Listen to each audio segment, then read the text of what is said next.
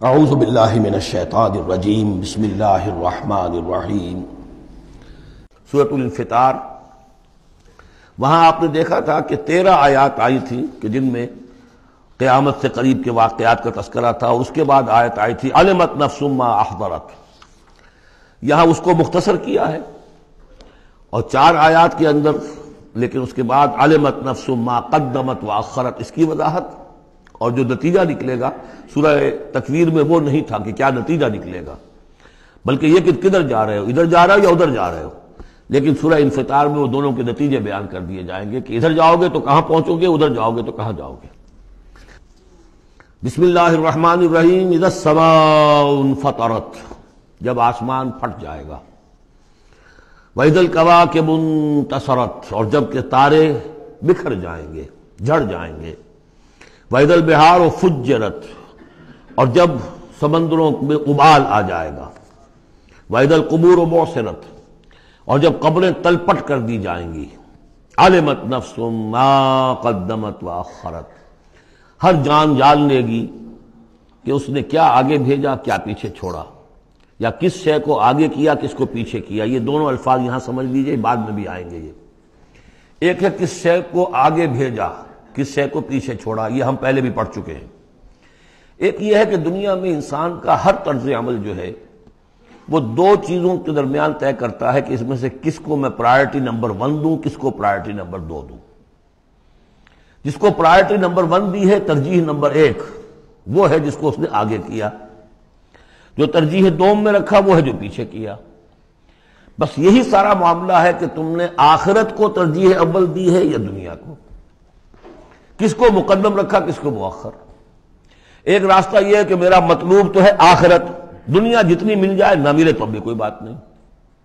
ایک یہ ہے طرز عمل کہ میرا اصل مقصود ہے دنیا، آخرت کچھ مل جائے تو بونس ہے، کسی کی سفارش سے مل جائے، کسی کے اور ہیلے بہانے سے مل جائے، لیکن مقصود میرا دنیا ہے۔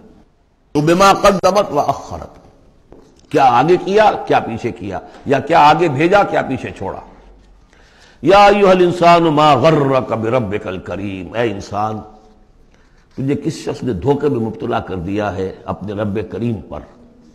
یہ وہ مضمون ہے کہ جو سورہ حدید میں آ چکا ہے، سورہ لقمان میں آ چکا ہے۔ ولا یغرنکم باللہ الغرور، کہ یہ جو شیطان ہے یہ وسوسہ بھی پڑھاتا ہے، اس کی جو چالیں ہیں ہر ایک کے لیے ایک جیسی نہیں ہیں۔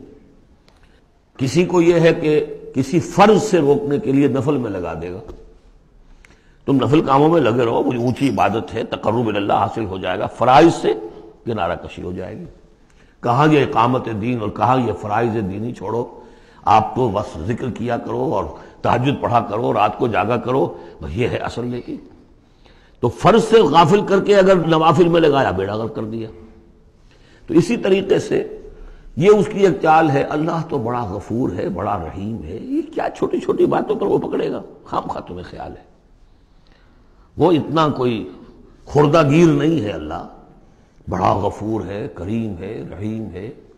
اب اس سے وہ جری کرتا تھا کہ جرت بڑھتی جا رہی ہے اسی پر کہ اللہ کی شان غفاری پر دھوکہ کھا رہا ہے۔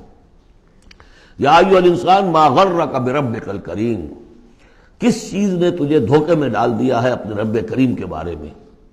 الذی خلقک فسواک فعدلک، جس نے تمہیں تخلیق کیا، پھر تمہارا تسویہ کیا، پھر تمہارے اندر اعتدال پیدا کیا، برابر کیا۔ عدلک، تمہارے قوائے جسمانی، قوائے نفسیاتی، ان سب میں ایک اعتدال پیدا کیا ہے۔ یہ عدل جو ہے یہ گویا کہ اس تخلیق کے اندر بھی مضمر ہے، انہیرنٹ ہے، اور اللہ تعالیٰ بھی عدل کرے گا تاکہ جو بھی گناہگار ہیں ان کو سزا دی جائے اور جو نیکوکار ہیں ان کو جزا دی جائے، یہ اس کا تقاضا ہے۔ لیکن تم در حقیقت اس کی شان غفاری کو ایمفیسائز کر کے، اس پر زیادہ اس پر زور ڈال کر تم انکار کر رہے ہو۔ فی ای صورت ما شاء رکبک، پھر جس شکل میں اس نے چاہا ہے تمہیں ترکیب دے دیا، جوڑ دے دیا۔ کلا بل تکذبون بالدین، تم جزا و سزا کا انکار کر رہے ہو، در حقیقت اللہ کی شان غفاری کے قصیدے نہیں پڑھ رہے ہو، بلکہ یہ شان غفاری کے قصیدے پڑھنے کا مطلب کیا ہے کہ تم در حقیقت جزا و سزا کا انکار کرنا چاہتے ہو۔ عصیاں سے کبھی ہم نے کنارہ نہ کیا، پر تو نے دل آزردہ ہمارا نہ کیا، ہم نے تو جہنم کی بہت کی تدبیر، لیکن تیری رحمت نے گوارا نہ کیا۔ یہ بالکل وہی فلسفہ ہے۔ جہنم کی تدبیر کر رہے ہو تو اس کے عدل کا تقاضا ہے کہ جہنم میں پہنچائے تمہیں۔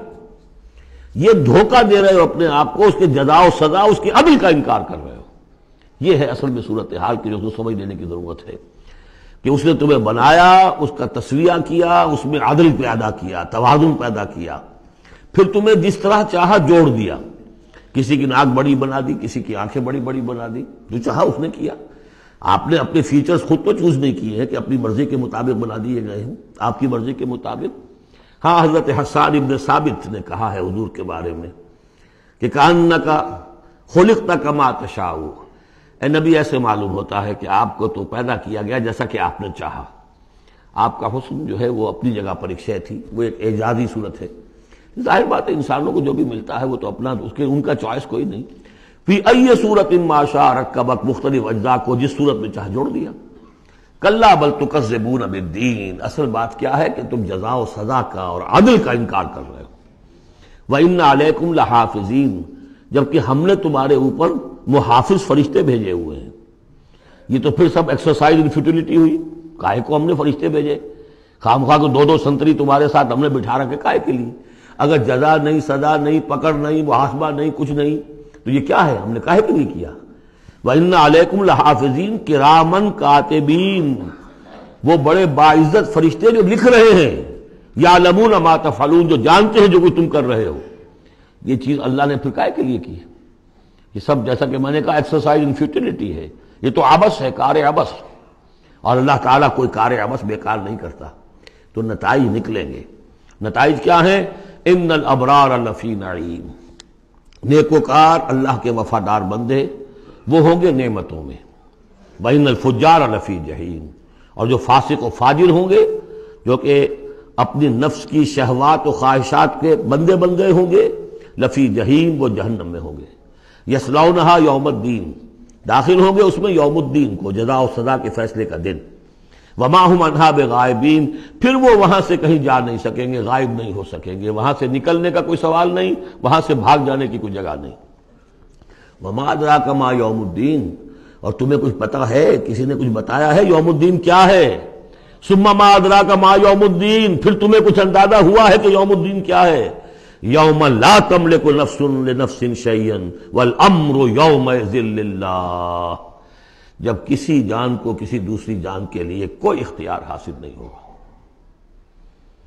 اور امر کل کا کل اللہ کے ہاتھ میں ہوگا۔ والامر یومئذ للہ، لمن الملک اليوم للہ الواحد القہار۔ واتقوا یوما لا تجزی نفس عن نفس شیئا ولا يقبل منها شفاعۃ ولا یؤخذ منها عدل ولا هم ينصرون۔